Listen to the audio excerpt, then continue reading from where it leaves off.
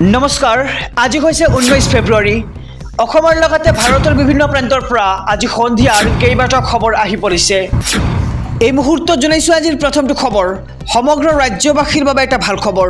তৃতীয় আৰু চতুৰ্থ বৰ্গৰ চাকৰিৰ পৰীক্ষা দিছিল নেকি আপুনি এডিআৰইৰ ৰিজাল্টক লৈ ৰাজ্যৰ মুখ্যমন্ত্ৰী ডক্টৰ হিমন্ত বিশ্ব শৰ্মাই কৰিছে ডাঙৰ ঘোষণা এডিআৰইৰ ফলাফল সন্দৰ্ভত মুখ্যমন্ত্ৰীৰ ডাঙৰ ঘোষণা তৃতীয় আৰু চতুৰ্থ বৰ্গৰ চাকৰিৰ প্ৰাৰ্থীলৈ ডাঙৰ খবৰ এই মুহূৰ্তত আহি পৰিছে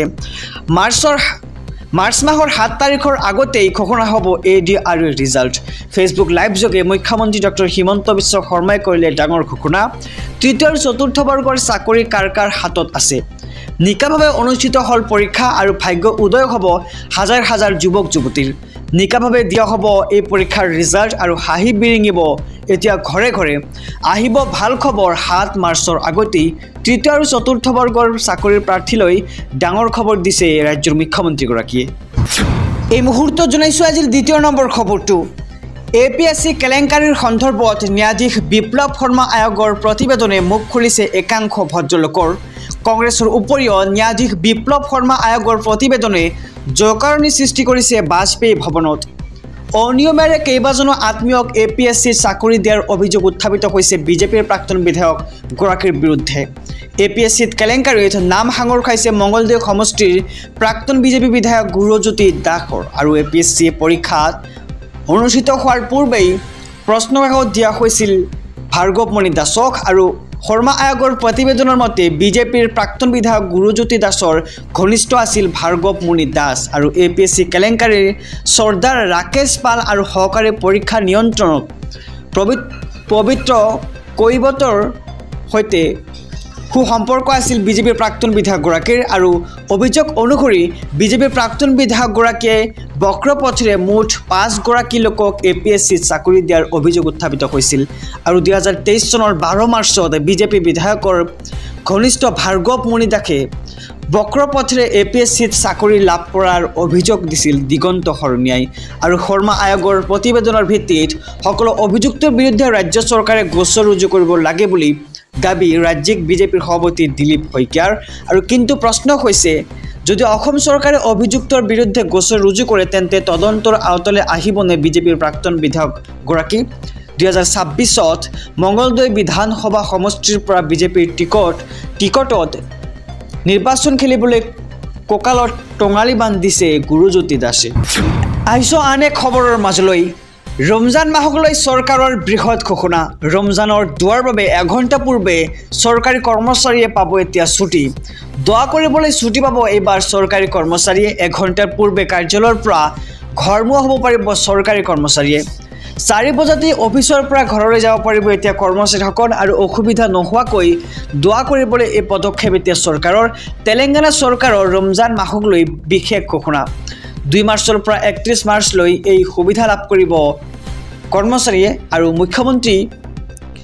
ৰেৱন্ত ৰেড্ডিয়ে চৰকাৰী কৰ্মচাৰীক লৈ কৰিলে এই বৃহৎ ঘোষণা আৰু ৰমজান মাহক লৈ চৰকাৰৰ বৃহৎ ঘোষণা দোৱা কৰিবলৈ এঘণ্টা পূৰ্বে দিয়া হ'ব চৰকাৰী কৰ্মচাৰীসকলক ছুটি ৰাজনৈতিক প্ৰেক্ষাপটৰ এটি ডাঙৰ খবৰ সাংসদ গৌৰৱ গগৈলৈ বিজেপিৰ 12টাকে প্ৰশ্ন মুকলি ভাৰতীয় জনতা পাৰ্টিয়ে প্ৰশ্ন মুকলি কৰিলে সাংসদ গৌৰৱ গগৈলৈ জনসাধাৰণক 12টাকে প্ৰশ্নৰ উত্তৰ দিব লাগিব এতিয়া গৌৰৱ গগৈয়ে কে 12টা প্ৰশ্ন আমি সবিশেষ জনাই যাম এছবি অসম মিডিয়াৰ সমুদৰ্শকক 1 নম্বৰত কোৱা হৈছে বিবাহৰ 12 বছৰ পিছতো গৌৰৱ গগৈৰ পত্নীয়ে কিয় গ্ৰহণ কৰা নাই ভাৰতীয় নাগৰিকত্ব 2 নম্বৰ প্ৰশ্নটো হৈছে গৌৰৱ গগৈৰ সন্তানে ভাৰতীয় নে ব্ৰিটিছ পাছপোৰ্ট ব্যৱহাৰ কৰে 3 নম্বৰ প্ৰশ্নটো হৈছে গৌৰৱ গগৈৰ পত্নীয়ে পাকিস্তান চৰকাৰৰ কোনো বিষয়াক সাক্ষাৎ কৰিছেনে 4 নম্বৰ প্ৰশ্নটো হৈছে এলিজাবেথে সিনেটৰ টম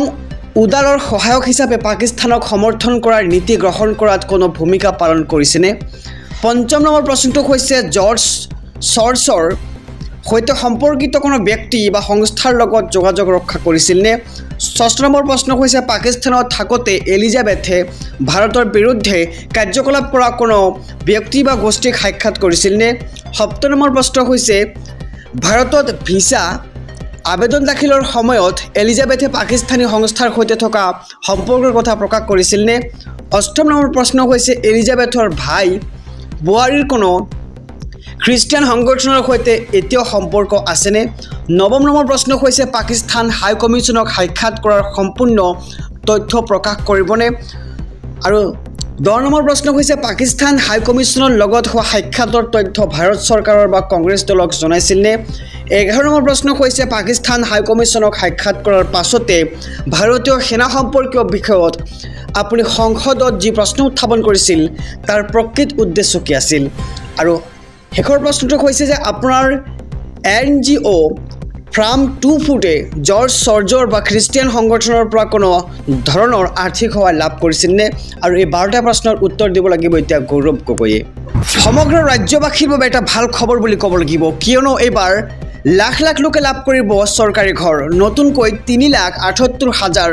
লোকে লাভ কৰিব চৰকাৰী পকী ঘৰ আৰু কোনে কোনে লাভ কৰিব এই চৰকাৰী পকী ঘৰ আহি পৰিছে সম্পূৰ্ণ তালিকা এই মুহূৰ্তত আমি জনাই যাম এছবি অসম মিডিয়াৰ সমুদৰ্শকক যে আপুনি চৰকাৰী ঘৰ পোৱা নাই নেকি এতিয়া যদি পোৱা নাই তেন্তে ভাল খবৰ বিশেষ 7টা পদ্ধতিৰে যাওক চৰকাৰী পকী ঘৰ ল'বৰ বাবে আৰু ৰাজ্যৰ চৰকাৰী ঘৰ নোপোৱা লাখ লাখ লোকৰ বাবে এই মুহূৰ্তত ডাঙৰ খবৰ আহি পৰিছে শীঘ্ৰে সাজু কৰক নথিপত্ৰ সাজু কৰক PAN card Aadhaar card ration card bank account আৰু সক্ৰিয় ফোন নম্বৰ ইনকাম সাৰ্টিফিকেট ইত্যাদি আপুনি সাজু কৰি ৰাখক নতুনকৈ 3,88,000 লোকে লাভ কৰিব চৰকাৰী ঘৰ আৰু চিন্তা আঁতৰাই চৰকাৰে বৃহৎ ঘোষণা দৰিদ্ৰ হিতাধিকাৰীৰ বাবে কোনে কোনে লাভ কৰিব চৰকাৰী পকী ঘৰ এই 7টা পদ্ধতিৰে আপুনি যাওক চৰকাৰী পকী ঘৰৰ বাবে 1 নম্বৰত কৈছে আপুনি যদি ঘৰ পোৱা নাই এখন মাত্ৰ ফটো তুলি লাভ কৰিব চৰকাৰী ঘৰ 2 নম্বৰত কৈছে মোবাইলৰ এখন ফটো আৰু আধাৰ কাৰ্ড থাকিলে লাভ কৰিব বিনামূলীয়া চৰকাৰী পকী ঘৰ 3 নম্বৰত কৈছে আধাৰ নম্বৰৰ জৰিয়তে PM আৱাস যোজনাৰ পৰ্টেলত আবেদন কৰিব লাগিব আপুনি 4 নম্বৰত কৈছে 15,000 টকা মাহিলী আয় হলেও আপুনি লাভ কৰিবলৈ সক্ষম হ'ব বিনামূলীয়া চৰকাৰী ঘৰ আৰু 5 নম্বৰত কৈছে দুচকীয়া বাহন থাকিলেও আপুনি লাভ কৰিব বিনামূলীয়া ঘৰ 6 নম্বৰত কৈছে 5 একৰ পৰ্যন্ত মাটি থাকিলেও আপুনি লাভ কৰিবলৈ সক্ষম হ'ব বিনামূলীয়া ঘৰ